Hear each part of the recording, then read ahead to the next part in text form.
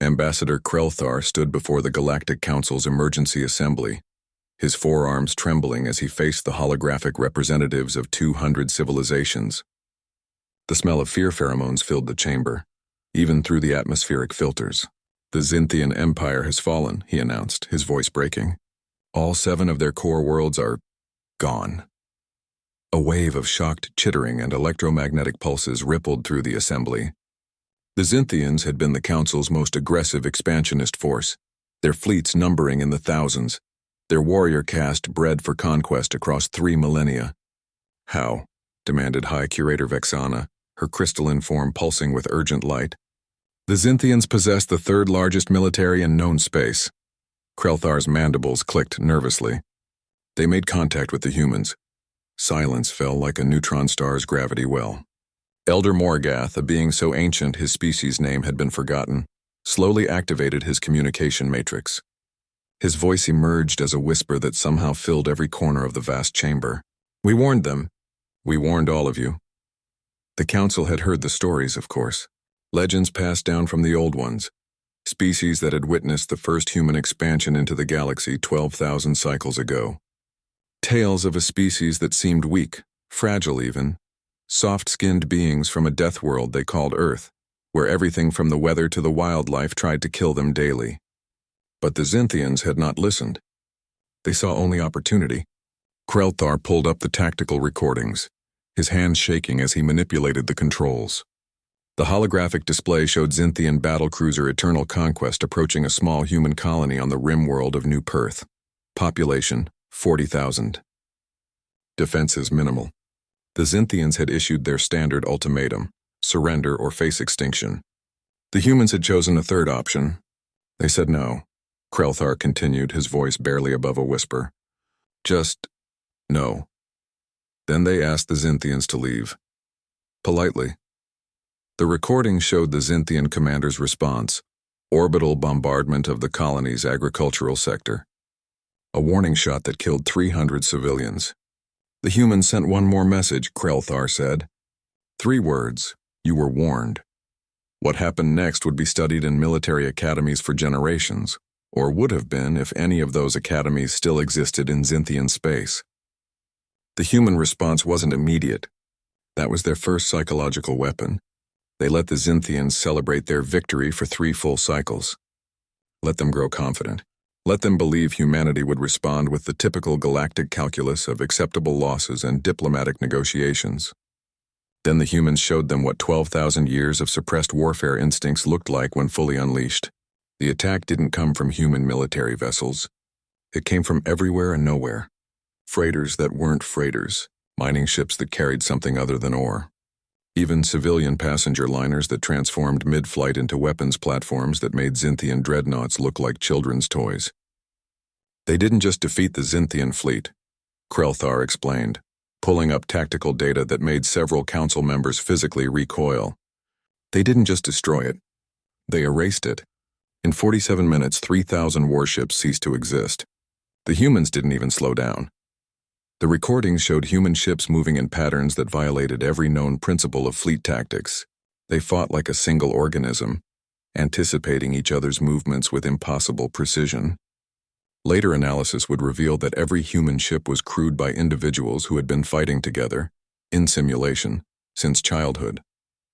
Humanity didn't train soldiers.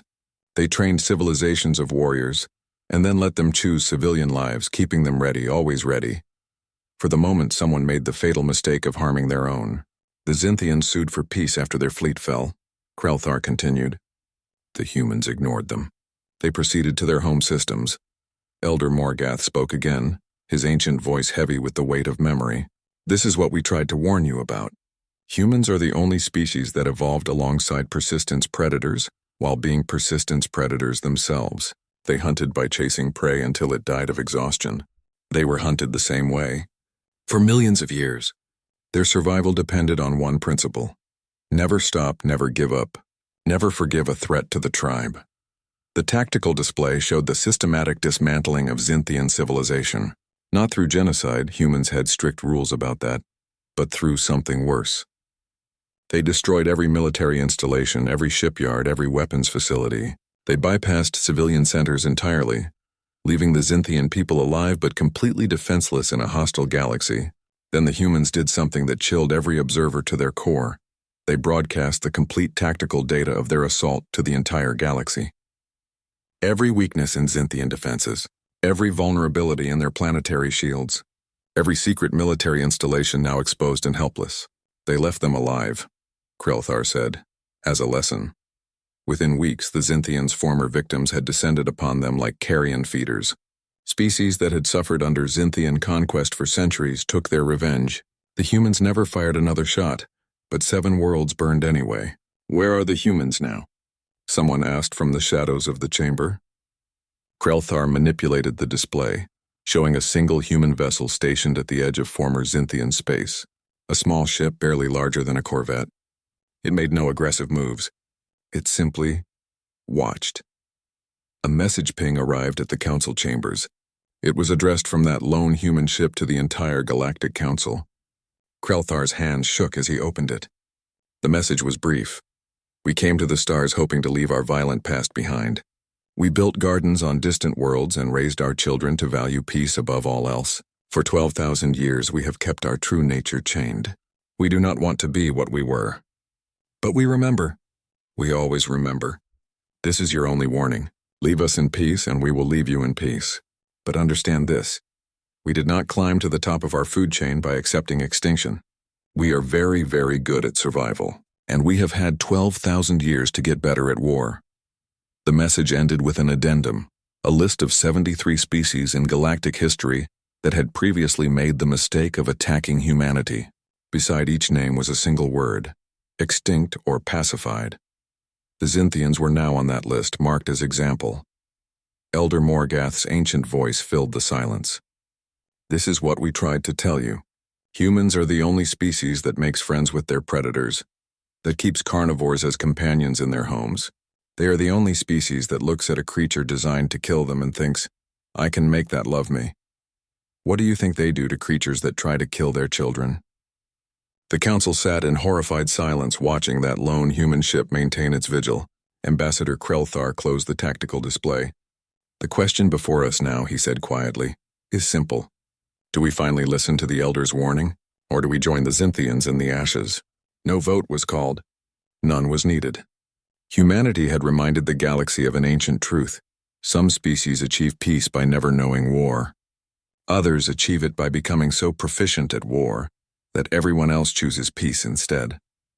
The humans had warned them. Now the galaxy understood.